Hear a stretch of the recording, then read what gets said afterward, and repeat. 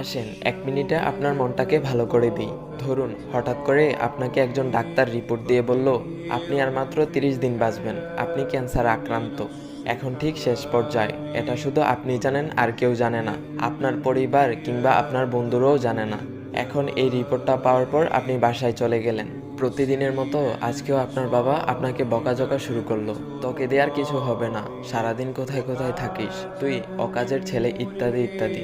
মানে মধ্যবিত্তের বাবা যেমন হয়। তখন কি প্রতিদিনের মতো আজও আপনি তর্ক করা শুরু করবেন, নাকি প্রাণ ভরে বাবার বকাগুলো শেষবারের মতো আরো একবার শুনে নিবেন? হঠাৎ আপনার আম্মু এসে বলল, নে ভাত খেয়ে নে। আপনার মনে হবে এই বুঝি আমার শেষ মায়ের হাতের খাওয়া, আমি তো আর বাঁচবো না, আপনি বরং তৃপ্তি নিয়ে খাবেন। এবং আপনার কাছে মনে হবে এটাই আমার শ্রেষ্ঠ খাবার, যদিও ডাল ভাত হোক না কেন।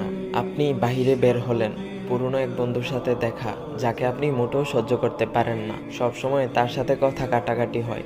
আজও সে আপনাকে কিছু কথা শুনিয়ে দিল।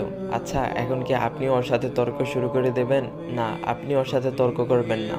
আপনি হয়তো তাকে জড়িয়ে ধরে বলবেন, দোস্ত ভালো থাকিস। আপনি আপনার এলাকাটা একটু ঘুরে দেখছেন আর ভাবছেন এই বুঝি শেষ দেখা। প্রাণ ভরে দেখছেন আকাশ, বাতাস, গাছ, এমনকি আপনার এলাকার মধ্যে যে 2-3টা কুকুর আছে ওদেরকেও।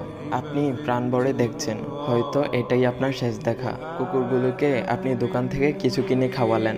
এলাকার মধ্যে যে মুরব্বীদেরকে দেখলে আপনি দূরে সরে যেতেন, এখন তাদের দিকে এগিয়ে গেলেন। বললেন, চাচা আমার শরীরটা ভালো নেই, আমার জন্য দোয়া করবেন, আর যদি কখনো ভুল করে থাকি তাহলে ক্ষমা করে দিবেন। আপনার চক্ষু শীতল হয়ে যাচ্ছে। হঠাৎ আপনার মনে হলো নামাজ পড়া উচিত। আপনি দৌড়ে গেলেন আপনার রবের কাছে। আজ আর কোনো দুনিয়াবি চাওয়া না, শুধু ক্ষমা ভিক্ষা চাইলেন। আপনি যা দেখছেন তাই ভালো লাগছে, সবকিছুই অসাধারণ। বিকেল সুন্দর, রাত সুন্দর, বাতাসগুলো সুন্দর, জ্যোৎস্না সুন্দর, মানুষগুলোও সুন্দর, এবং কি কুকুরগুলোও সুন্দর। সবকিছুই সুন্দর, কিন্তু আমি থাকবো না। একটাবার ভেবে দেখেছেন এতক্ষণ সবকিছু আপনার ভালো লেগেছিল কেন? কারণ আপনার মধ্যে এতক্ষণ কোনো ইগো ছিল না, কোনো রাগ ছিল না।